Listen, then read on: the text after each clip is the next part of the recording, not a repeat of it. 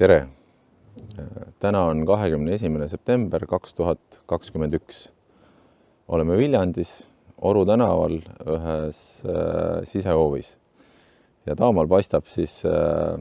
värskelt restaureeritud veranda, millega me oleme siis tegelenud viimased 2,5 aastat. Ja läbi selle filmi tahame siis näidata teile selle valmimise rahuliku protsessi. Hoone kohta ka mõni sõna, et hoone on pärit siis 19. sajandi teisest poolest, algselt ehitatud kõrvalhoonena ja arvatavasti siis 1879 on siis ehitatud ümber eluhooneks, et miks see aasta, sest õnnestus leida üks laenupaber, kus siis on võetud 2800 rubla laenu selle kinnistu peale, et tõenäoliselt peale seda siis algas selle hoone ümber ehitamine ja igal juhul 1913. aastal olevatel plaanidel on siis juba näha see nii veranda kui ka siin kõrvalhooned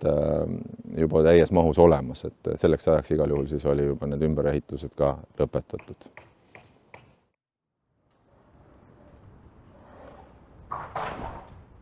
Nüüd oleme jõudnud sisehoovi. Sisehoovis on üks võrratu veranda. Et kui vaadata seda pitsu ornamentikat, siis see on ju vägagi ilus olnud ja loodetavasti saab kunagi ka tagasi uuesti ilusaks, et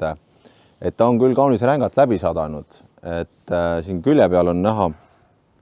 et on päris puu kasvab, et see tähendab seda, et need sajud on ikkagi olnud siin rohkem kui 10 aastat juba. Aga nüüd me parandasime katuse juba ära, tegime avariitööd ära esmased ja loodetavasti saame selle mädanemise peatatud, tuleb lihtsalt ära oodata, kuni saab kinnitatud renoveerimisprojekti ja siis võib juba hakata näppima, et kohe tavaliselt muinsuskaitsehoonetega nii lihtne ei ole, et tuleb alguses vaadata, et hoonel oleks olemas eritingimused. See on esmane töö ja praegu siis teemegi eritingimusi. Aga kui siin veel vaadata natuke neid detaile, et veranda, et üleval on ilusasti näha karniisi, natukene on säilinud, õnneks sealt saame teha koopiad. Siis nüüd see parempoolne aken on kinni ehitatud, see on nüüd hilisem sellest, ma arvan, et siin on kindlasti aken olnud. Kas siin on olnud ka uks, et selles päris kindel ei saa olla, aga vaatame, mis arhitekt välja mõtleb, et kas siia tuleb uks või ei tule. Et idee järgi need sobiksid vähemalt minu silmis suhteliselt hästi sihukesteks söögitubadeks, et tehagi, ta on olnud ka originaalis soe veranda, mis on suhteliselt haruldane, et on nii sisemised aknad kui välimised aknad, verandalt seda nagu naljalt ei kohta. Ja kui vaadata neid aknaid nüüd natukene lähemalt, et siis on ilusasti ka näha veel seda vana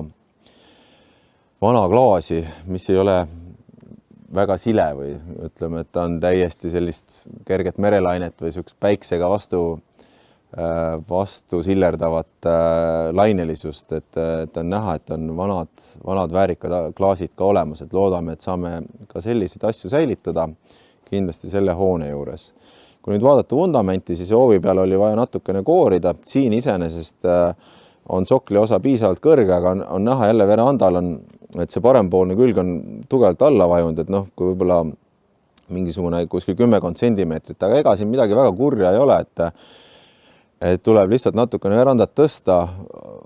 sokli osa avada, laduda uuesti ja ongi jälle korras, et siin ma arvan mingisugust tõsist taldmikku ei ole vaja teha, et see on siin 100 aastat seisnud ja saame siia ilusasti uuesti tagasi peale laduda, et samamoodi tellis serviti, mis on siis omal ajal kasutatud hüdroisolatsiooni kihina, on ju, et sellel majal tõenäoliselt veel tõrvaappi või sihukeste hüdroisolatsiooni kihti vahel ei ole, et siis teati, et põletatud tellis on siis ka natukene kehvema kapillaarvee tõusuga ja tänu sellele siis pandi need serviti need tellised, et need ei ole siis ilu pärast, kuigi ka ilu pärast on nad ju annavad jälle väikse sihukese vimka või sihukese iluelemendi juurde, et aga tal oli ka puht praktiline eesmärk siis omal ajal olemas. Nüüd oleme teisel korrusel verandal, siis mis on selle hoone pärl, ma ütleks iseenesest, et kui nüüd konstruktsioone vaadata, siis antud juhul ta väga pärl ei ole, aga loodetavasti saame need ilusasti parandatud, et see katused on kaunis rängalt läbi sadanud, et siin on nüüd vahetus, üks tala on täitsa puudu, juba on alla kukkunud, aga iseenesest, kui siin 2 tala ära vahetada ja sarikatest ka vist 2 pluss siis otsad väljaspoolt, et siis saab jälle ülemise otsa juba korda, aga küll on nüüd arvatavasti siin vahetsoonis on tänu sellele, et on pikalt läbi sadanud, on arvatavasti ka vahelaad alad ja ka mis on horisontaalsed, et kui palju siin nüüd mäda on, kui palju siin korras on, seda saab siis, kui avab, et siis näeb. Verandal on ka siin kipsplaadiga üle löödud, aga eks siin on tegelikult konstruktsioonid on siis kahjustunud, et eriti siin paremal pool tõenäoliselt oli, kus ta on, ja siin vasakul pool all on ka kindlasti kahjustunud, see on väljapoolt näha, et on vajunud ja ka siit praegu ei saa midagi aru, sest on lihtsalt kaetud ja nii need on.